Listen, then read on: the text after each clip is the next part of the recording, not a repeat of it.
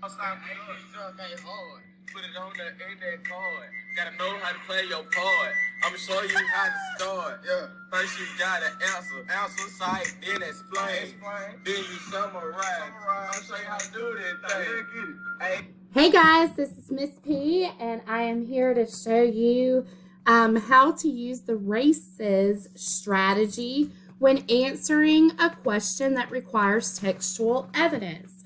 So you always use this strategy in your paragraph when you are trying to use textual evidence to support what you are saying in writing. And before we get to the actual method, let me show you this week's assignment so you see why we're doing this. This week's assignment is here. You are going to be doing what's called the Sugar SCR, which stands for Sugar Changed the World Short Constructed Response Question. The directions say, explain in 1 to 2 paragraphs what claim is being made in both passages and use textual evidence from both passages to support your claim. Use correct grammar, usage, and mechanics when writing the RACE method to write your response. Make sure that you use MLA formatting. So this is the prompt that you find in Canvas and in Writable. I want to show you today how you are going to accomplish this writing task. And the passages are all on this slide in this week's PowerPoints. This is passage 1 and this is passage 2. The strategy that we're using is called RACES, which is to restate the question by turning it into a statement, answer all parts of the question, cite by giving examples and evidence from the text, explain how your evidence supports your answer, and then sum it up or end with a summary sentence and make sure that summary ties back to your restatement. All right, so we're going to look. This is the prompt that you're going to be doing this week. And what we're first going to do is we're going to go through some examples that we went through in class in case you missed the live class session. So the first thing, this question is different than the prompt that you're going to be doing later this week. The question here is what's highlighted. How does the prologue of Sugar Change the World introduce the author's personal connection to the sugar industry? And on this slide, you have the prologue at the bottom left. And then on the right-hand side, you have the strategy as a reminder of how to do it. Okay? And just a quick reminder about the RACES strategy. Each step in the process, and as you notice, each step is indicated by a letter of the alphabet, which tells you what to do for that step. Okay? And each answer that you provide for each step should be at least one complete sentence or longer for each step of RACES. All right, so looking at the prologue or how we came to write this book, let's look at this passage first. The passage says, it was a typically hot, dry day in Jerusalem. Marina and I were sitting on a sun-warmed stone patio when I learned my family sugar story. A cousin of mine was filling in a bit of our history that had always puzzled me. And this is from Sugar Changed the World by Mark Aronson and Marina Budhos. All right, so to do the R step of RACES, the first thing that we want to do is take the question that's highlighted and restate it into a way to start your paragraph. Okay, you always want to start with the writer's names that you're dealing with. So you say Aronson and Budhos, and then look at your verb in the question. It says introduce the author's personal connection to the sugar industry. Okay, so we're going to say introduce the author's, we're going to make it plural and have plural possession because it's more than one author. Author's personal connection to the sugar industry. Now look at the first part of the question. What we left off was the prologue. So we want to put in the prologue. All right, I'm going to make this just a little bit smaller. So that I can keep typing. All right, so that would be my R step. Now, for the A step, now I actually have to answer all of the parts of the question. So what is their personal connection to the sugar industry? And if you read from the prologue, they hinted at my family's sugar story. And they also hinted that there's a bit of that history that had always puzzled them. And the reason is because part of their family members were slaves during this period of time. And so that's why the history is missing. And that's also why it's my family's sugar story, because it was their family members who were made to suffer at the hands of the industry leaders. Okay, so for our answer, we would say their personal connection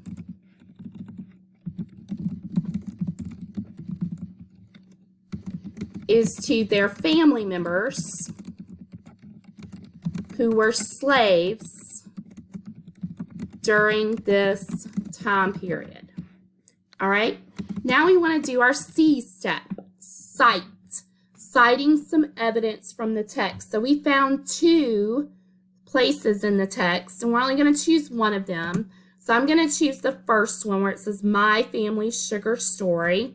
I'm going to say the writers identify this story as, quote, my family's sugar story, end quote. Now I've got to put my citation in. So that's Aronson and Budhos 1. Because we're reading online, we do not have a page number. We use the paragraph number. All right, and now I go to explain my answer. So how did we go from my family's sugar story to the fact that they are slaves? That's what we have to explain. So we can put something like the readers infer that the family's story is connected to slavery because some of the history is missing. Okay, and then we can also make that inference as we read later in the prologue and in chapter 1. So now we're going to go to sum it up, and we've got to make sure that our sum it up refers back to the restate, that personal connection. Okay, so we can say the family's sugar story is troubling because the sugar industry leaders took their family members captive,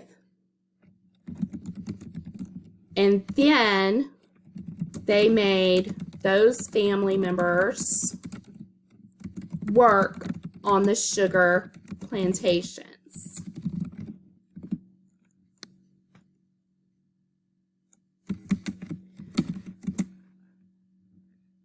The writers have a negative personal experience.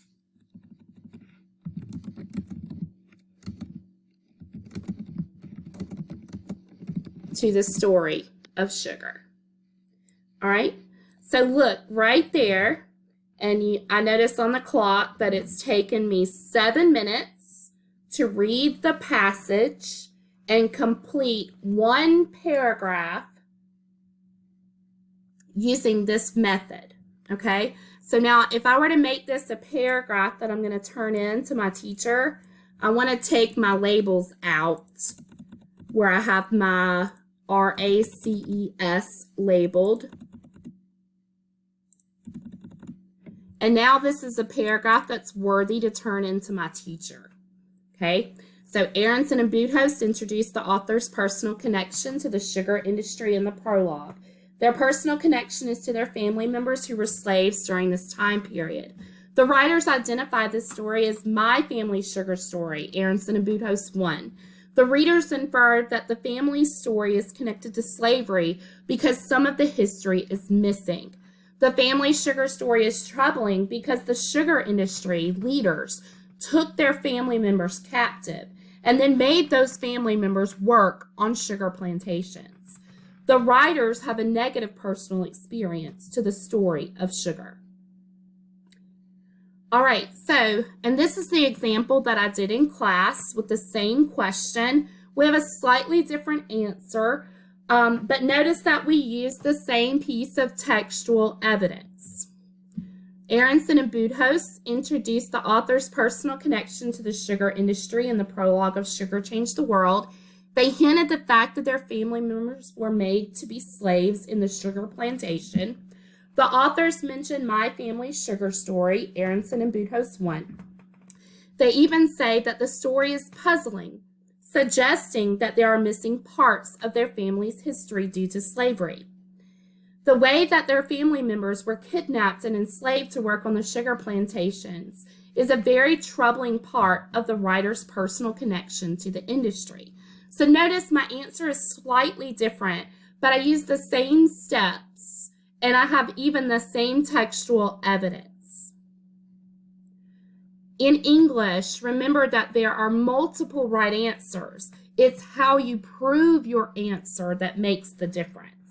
So I want to show you, this is another example that we did in class with a different question here. The question this time is right here. How does the diction in this passage emphasize the social injustice of the sugar industry? And the passage is over here. While the masters enjoyed the life of wealth in Europe, the daily routine of the plantations was left in the hands of the overseers, most often poor men who came to the New World to make their fortune. The overseers had not the slightest sympathy for their enslaved workers, and that is from Sugar Changed the World again. Let me show you a great example from this topic. This was from my 6th period class. Nick B. led the class in modeling how to do the races strategy. So if you look at the part with the white background, his answer says, the special diction in this passage emphasizes the social injustice of the sugar industry by setting a negative tone. The words that emphasize slavery sets the negative tone. Phrases such as poor men, overseers, and slightest sympathy all show a negative tone about slavery. Aronson and Boothouse 1. These phrases are negative because it shows how the slaves were treated. This was all caused by a social injustice, and that was a perfect answer. Here's another example from 3rd period, Kristen W.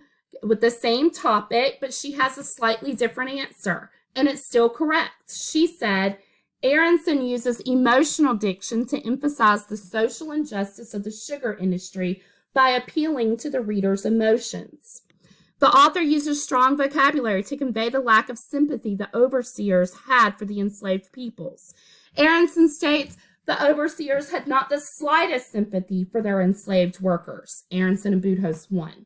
Using this statement, Aronson evokes emotion from the readers such as anger and pity for the slaves.